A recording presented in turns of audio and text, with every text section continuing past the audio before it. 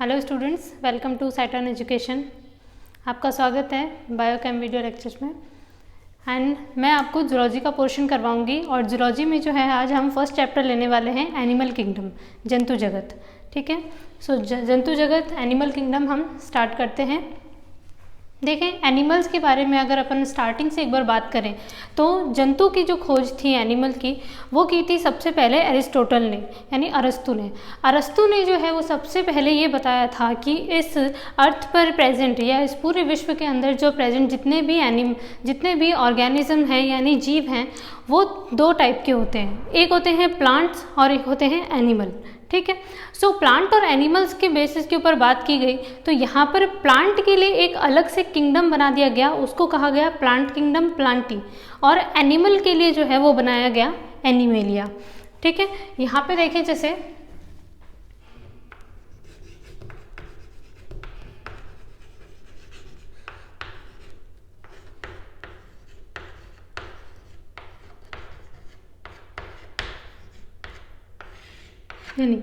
Animalia जगत। ठीक है, एनिमेलिया किंगडम के अंदर जितने भी एनिमल्स आते हैं उन्हें जो है वो अरस्तु ने सबसे पहले ऑर्गेनाइज्ड किया था। लेकिन एनिमल्स को वेल डिफाइंड करने का जो है वो श्रेय हम अरस्तु को नहीं देते हैं। आगे जाकर के जब आर.एच. व्हिटेकर ने अपनी पंचजगत अवधारणा दी थी, तब उन्होंने प्रॉपर वे में जो है वो सारे ऑर्गेनिजम्स को जो है वो एक कैटेगराइज किया और साथ ही साथ एनिमेलिया किंगडम को जो है वो पूरी तरह से एक्सप्लेन किया था।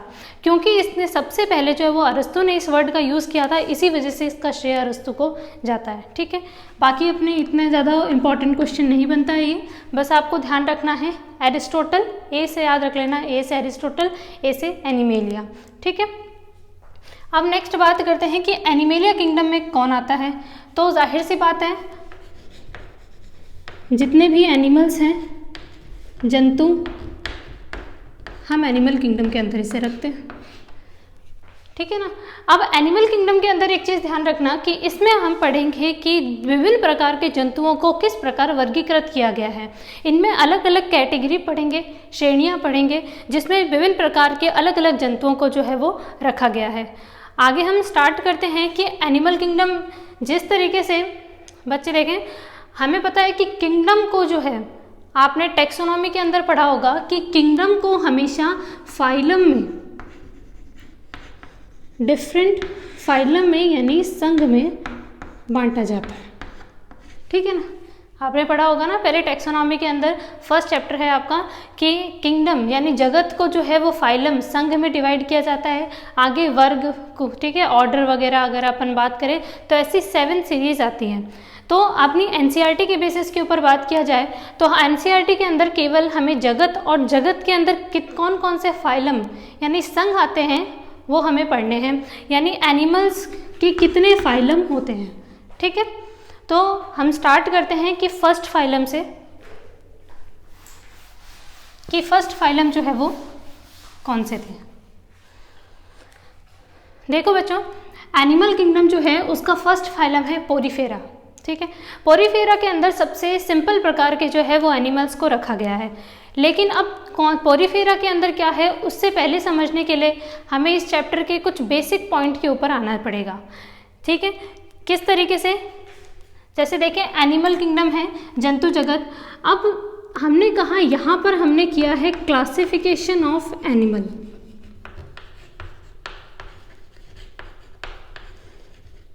क्लासिफिकेशन क्या है, वर्गीकरण। तो देखिए, वर्गीकरण जब किया जाता है तो जिस प्रकार मैंने आपको बताया कि किसी भी एक जगत को आगे संघ में डिवाइड किया जाता है, यानी किंगडम है,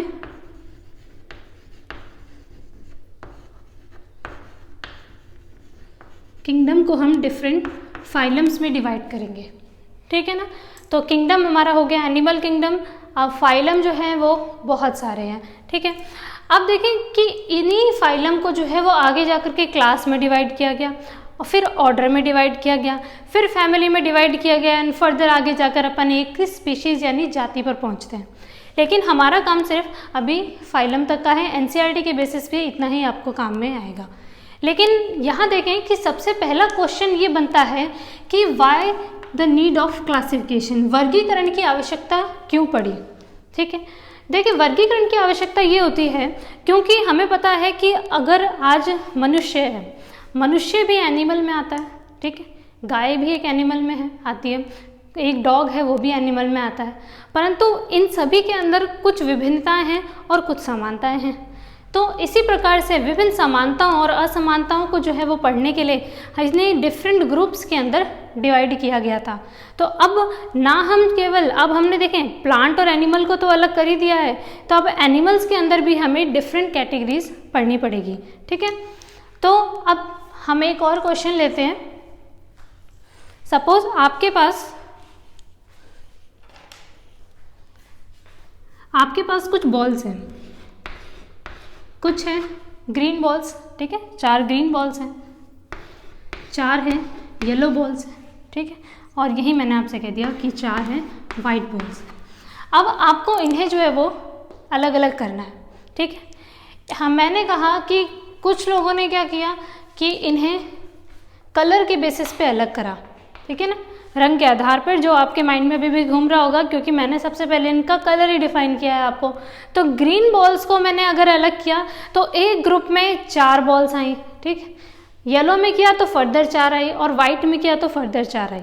ठीक, बट यही अगर मैं इनको किसी और बेसिस पे करना चाहूँ, ठीक है, जैसे सपोज मैंने कहा कि यहाँ पर मुझे ये 4 ग्रुप मिले जिसमें एक ग्रीन, एक येलो और एक वाइट आनी चाहिए थी, तो मैंने नंबर के बेसिस पे जो है वो इनको डिवाइड कर दिया कि मेरे पास टोटल 12 बॉल्स थी और मैंने इसको 3-3 के 4 पेयर्स में डिवाइड किया।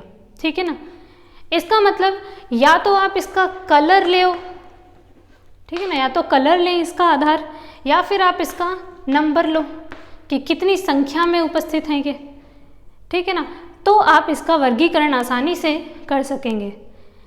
ठीक है ना बच्चों, तो यहाँ पे एक चीज़ आपको देखने को मिली कि हमें किसी का भी वर्गीकरण करने के लिए कुछ आधार की ज़रूरत होती है। ठीक है ना, किसकी ज़रूरत पड़ेगी, आधार की, यानी बेस की ज़रूरत पड़ेगी। तो जंतुओं को विभाजित करने के कुछ आधार अब हम पढ़ने जा रहे हैं। तो सबसे पहला पॉइंट, इस चैप्टर को शुरू करने से पहले, फाइलम शुरू करने से पहले हमें कुछ आधार पढ़ना बहुत ज़रूरी है। तो हम स्टार्ट करते हैं।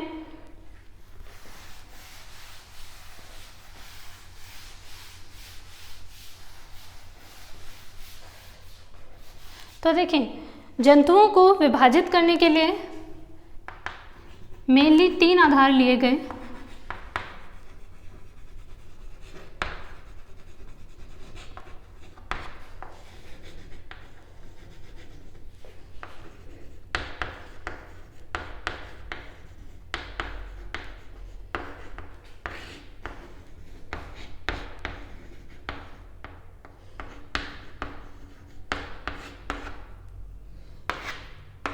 पहला है अरेंजमेंट ऑफ सेल, कोशिकाओं की व्यवस्था। दूसरा सिमेट्री, सममिति।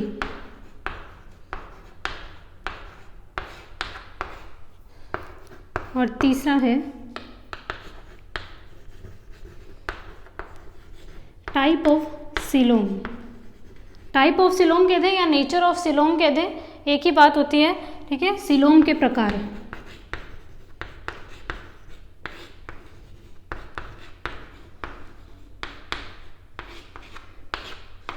तो देखिए, ये 3 आधार थे अपने पास और इन 3 आधार के बेसिस पर जो है वो अलग अलग एनिमल्स को डिवाइड किया गया है। सबसे पहले अपन आते हैं कोशिकाओं की व्यवस्था, अरेंजमेंट ऑफ सेल्स, कि सेल्स किस प्रकार से अरेंज होती हैं। तो हर किसी की व्यवस्था अलग अलग की जाती है। ठीक है, तो अब देखें, सबसे पहले अरेंजमेंट ऑफ सेल्स से बात करते हैं। तो कोशिकाओं के व्यवस्थित होने में मैंने आपसे, अब आपको एक एक पॉइंट बताते हैं आपको। देखिए कोशिकाओं की जो व्यवस्था होती है, सबसे पहले होता है एक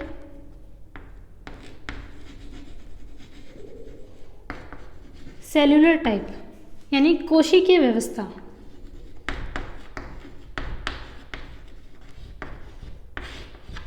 कोशिकीय व्यवस्था। अब भाई आप बोलोगे कि हमें तो समझ में नहीं आया कि यहाँ पर भी सेल बात कर रहे हैं, वहाँ पे भी सेल्यूलर टाइप ही बोल दिया। लेकिन देखें, एक चीज़ ध्यान रखना कि जब अरस्तु ने सबसे पहले एनिमल्स को डिवाइड किया, एनिमल्स को जो है वो खोजा था, तब अरस्तु ने ये बताया था कि ये प्लांट और एनिमल्स ये दोनों हैं बहुकोशिकीय। कैसे हैं? बहुकोशिकीय यानी मल्टी सेलुलर है। तो देखिए एनिमल का सबसे पहला फीचर यही होता है कि वो बहुकोशिकीय होता है, मल्टी सेलुलर होता है, ठीक है। लेकिन यहाँ पर ये देखने को मिलता है कि बहुत सारी कोशिकाओं से मिलकर अगर कोई एनिमल बना है तो क्या सबकी कोशिकाएं एक ही वे में अरेंज है, ठीक है। जैसे सपोज हम बात करते हैं कि हमारे हाथ और गाय के हाथ दोनों के अंदर डिफरेंस होता है, ठीक है। यानी उनकी कोशिकाओं की हाथों में कोशिकाओं की व्यवस्था और हमारी हाथों की कोशिकाओं में व्यवस्था जो है वो दोनों क्या है? डिफरेंट है, ठीक है। तो इसी वजह से हम कहते हैं कि डिफरेंट टाइप की कोशिकाएं जो होती है वो अलग अलग रूप में अरेंज होती है, ठीक है। जैसे सेलुलर टाइप के बेस पे बात की जाए तो देखें इसके अंदर सेलुलर टाइप पर जब अलग किया गया था तो इससे एक फाइलम को अलग किया गया, वो था पोरीफेरा।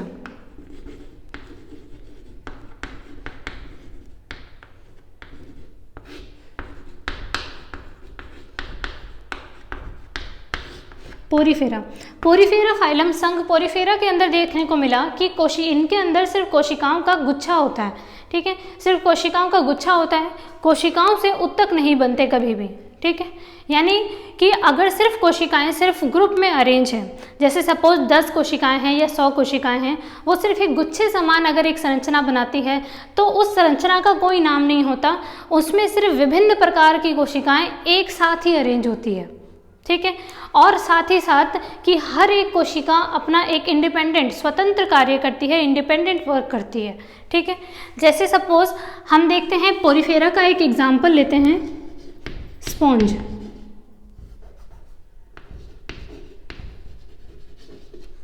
ठीक है।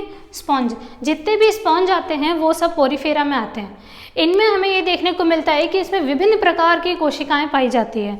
जब अपन पोरीफेरा फाइलम पढ़ेंगे तो तब हमें डिटेल में पढ़ेंगे इसे, कि इसमें होता है कि जैसे कोइनोसाइट सेल्स है आप पढ़ेंगे, मोनोसाइट सेल्स पढ़ेंगे, ठीक। तो इसमें जितनी भी प्रकार की कोशिकाएं हैं वो सब एक साथ उपस्थित तो हैं, लेकिन सभी का कार्य जो है वो अलग अलग है। यानी हर कोशिका अपना एक अलग कार्य कर रही है, ना कोशिकाओं ने मिलकर एक ग्रुप बनाया, ठीक है। जैसे सपोज मैंने यहाँ कह दिया, वापस वही एग्जांपल लें अपन, कि कुछ आपके पास ये ग्रीन कलर की कुछ सेल्स हैं जो आपको लगा कि एक समान है, ठीक है भाई एक समान है, कुछ है वाइट एंड कुछ है फर्दर येलो टाइप की। अब आप कहोगे कि इसमें 3 ग्रुप्स बन सकते थे, बिल्कुल बन सकते थे, लेकिन स्पॉन्ज में क्या होता है, विभिन्न प्रकार की कोशिकाएं होने के बावजूद इसमें जैसे ये ग्रीन सेल्स है तो ये ईच ग्रीन सेल अपना अलग अलग फंक्शन करेंगी, एक दूसरे के कार्य को प्रभावित कभी नहीं करेंगी। तो इस प्रकार का अगर हमें संगठन देखने को मिलता है तो वो होता है सिर्फ सेलुलर टाइप का, जिससे कोशिकाएं ही रहती है गुच्छे में, क्लस्टर रहता है सिर्फ सेल्स का, ठीक है। तो ये पोरीफेरा संघ फाइलम में पाया जाएगा और इसका एग्जाम्पल है स्पॉन्ज। बाकी अपन इस चीज़ को डिटेल में पढ़ेंगे जब अपन पोरीफेरा फाइलम में आएंगे, ठीक है। अब नेक्स्ट बात करते हैं सेलुलर टाइप में, अगला है टिश्यू।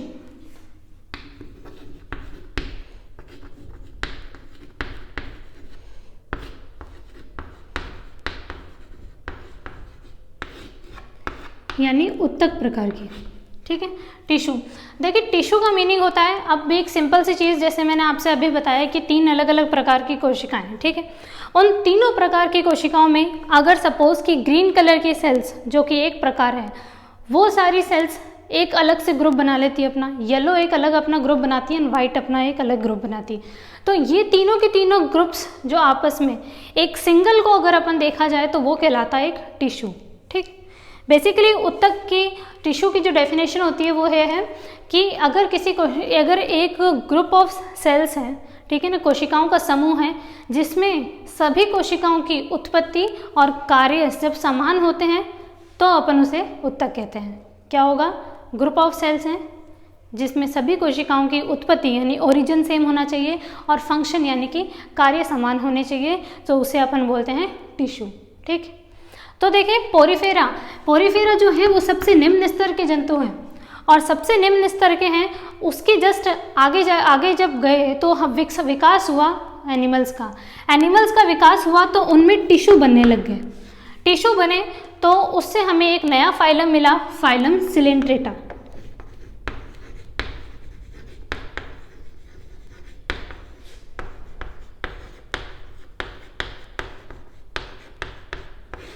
ठीक है, फाइलम सिलेंट्रेटा के अंदर जो है वो हमें देखने को मिला कि उसमें उत्तक बनना शुरू हो गए थे। देखो बच्चों, एक सिंपल सी चीज़ है कि अगर कोशिकाएं हैं, अब वो एक सिर्फ गुच्छे बना के रहेंगी, ठीक है ना, क्लस्टर बना के रहेंगी, तो उनके अंदर काम वर्क करने की जो एफिशिएंसी होगी, ठीक है ना, जो उनमें काम करने की जो पावर होगी वो कम होगी। ठीक है, उसी तरीके से हमें देखने को मिलता है कि स्पॉन्ज जो है वो ज़्यादातर जो है वो इतने एफिशिएंट नहीं होते वर्क करने में जितने कि सिलेंट्रेटा होते हैं। ठीक है ना, सिलेंट्रेटा के अंदर जो है वो उत्तक बनना शुरू हो गए थे। साथ ही साथ इनके अंदर उत्तक बनने से क्या हुआ कि जैसे एक ग्रुप, पूरा सेल्स का जो है एक ग्रुप, एक टिश्यू बन गया, तो उसने एक अलग अलग लेयर्स का फॉर्मेशन किया था। ठीक है, सो उत्तक बनने से ध्यान रख लेना कि काम वर्क करने की इफिशियंसी बढ़ जाती है और विकास तो हो ही रहा है इससे। ठीक है, तो सेकंड है अपने टिश्यू टाइप के। ठीक है ना, इससे इसका मतलब हमें दो फाइलम मिल चुके हैं एनिमल्स के, एक है पोरीफेरा और एक सिलेंट्रेटा। ठीक है, इनमें अपन अलग अलग और भी बेस के आधार पर इनमें करेंगे डिफरेंस, लेकिन आज अपना सिर्फ एक है arrangement of cells. Okay, next is तीसरी बात करते हैं, उत्तक से आगे जाकर बने ऑर्गन, अंग।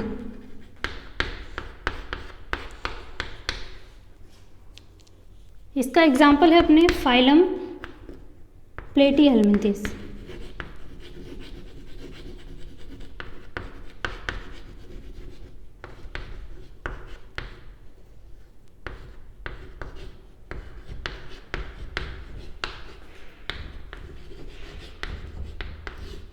देखिए, संघ प्लेटीहेल्मिन्थेस के अंदर ये देखने को मिला था हमें कि जो उत्तक थे अब वो और ज़्यादा डेवलप हो गए और उन्होंने अंग का निर्माण करना शुरू कर दिया था। ठीक है, जैसे सपोज हम कहते हैं कि हमारा स्टमक है, अमाशय है। अब उस अमाशय के अंदर अगर अपन बात करते हैं तो उसकी एक आउटर लेयर भी होती है, ठीक, और एक इनर लेयर भी होती है, प्लस उसके अंदर और भी मटेरियल्स डिपॉजिट होते हैं। तो उसकी जो आउटर लेयर है, क्या वो सभी एक ही समान प्रकार की कोशिकाओं से बनी है? ठीक है, तो उसमें क्या होगा कि जैसे बाहर की जो एक लेयर है स्टमक की, बाहर की लेयर जो वो एक समान प्रकार के उत्तकों से मिलकर बनी होगी, और इसकी जो अंदर की तरफ की जो लेयर्स होंगी उनमें एक अलग प्रकार का टिश्यू मिलेगा। ठीक है, तो स्टमक एक ऑर्गन है, अंग है, तो एक ही अंग के अंदर विभिन्न प्रकार के उत्तक पाए जाते हैं। यानी उत्तकों से मिलकर जब विभिन्न प्रकार के उत्तक साथ में कार्य करते हैं तो बनते हैं ऑर्गन, यानी अंग बनता है। तो अंग जो है वो आगे डेवलप हुए थे प्लेटीहेल्मिन्थेस में, सिर्फ ऑर्गन्स बने थे। ठीक है, मैं पर्टिकुलर एक स्टमक की बात नहीं कर रही हूँ आपके, मैं सिर्फ एक कह रही हूँ कि अंग बने थे इसमें। ठीक है, सबसे ज़्यादा जो डेवलप होता है वो लास्ट वन है अपना अंग तंत्र। ठीक है, अपन यहाँ ले लेते हैं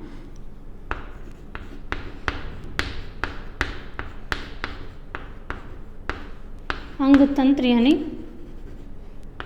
ऑर्गन सिस्टम। ठीक, ऑर्गन सिस्टम में बात करें अपन, ऑर्गन सिस्टम अंग तंत्र, इसका बेस्ट एग्जांपल है अपने आप एनिलिडा यानी अर्थवॉर्म से लेकर के आप मनुष्य पूरे हम ह्यूमन बीइंग तक अगर अपन आते हैं तो हम देखते हैं इसमें जो है वो ऑर्गन सिस्टम प्रेजेंट होता है, अंग तंत्र। जैसे कि डाइजेस्टिव सिस्टम है। ठीक है, डाइजेस्टिव सिस्टम के अंदर हमने कहा कि माउथ एक अलग से अपना ऑर्गन है, ईसोफेगस, ठीक है, ग्रसनी है, ग्रसिका है, प्लस हमने कहा स्टमक है, इंटेस्टाइन है, ठीक है ना, आंत्र है, छोटी आंत है, बड़ी आंत है। इन सभी ने मिलकर क्या किया, ये सारे पर्टिकुलर अलग अलग अंग है और ये सारे अंग मिलकर एक तंत्र का निर्माण किया और उसे हमने कहा अंग तंत्र। ठीक है ना, तो ये था एक पाचन तंत्र बनाया इन्होंने। इसी प्रकार से हमारे परिसंचरण तंत्र के अंदर भी आप बताएंगे कि आप सभी को जो है बताना है कि हमारे सर्कुलेटरी सिस्टम के अंदर,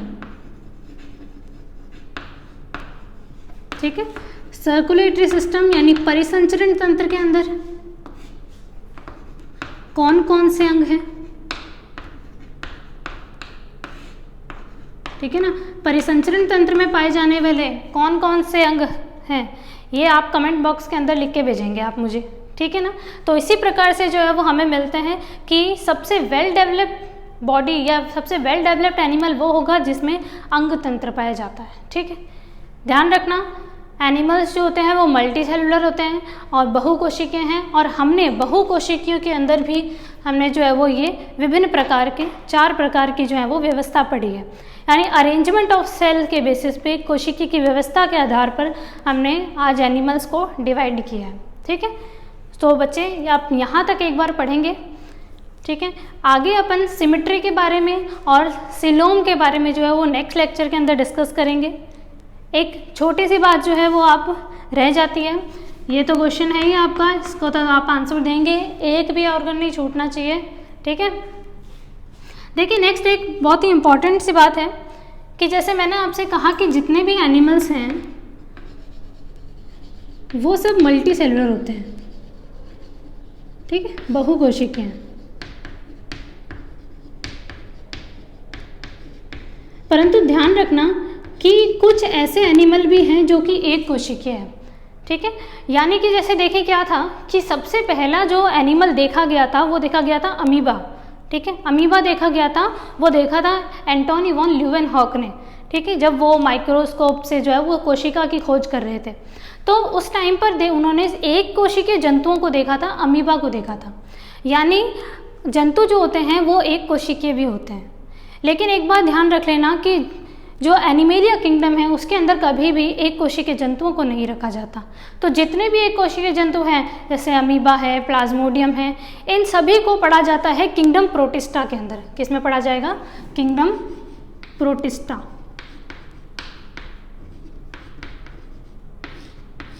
ठीक है ना, प्रोटिस्टा में। प्रोटिस्टा के अंदर भी इसको रखा जाता है प्रोटोजोआ में, इसको रखा जाता है प्रोटोजोआ के अंदर। तो प्रोटोजोआ के अंदर जो है वो सारे के सारे एक कोशिकीय जंतुओं को रखा जाता है। बाकी बहुकोशिकीय जंतु जो हैं उन्हें हम एनिमेलिया किंगडम के अंदर पढ़ते हैं। तो आप जो है वो इस चीज़ को उतार लीजिए कि 3 आधार हैं आपके सामने, और साथ ही साथ जो है वो आधार के बेस पे आपको कौन कौन से संघ मिल चुके हैं।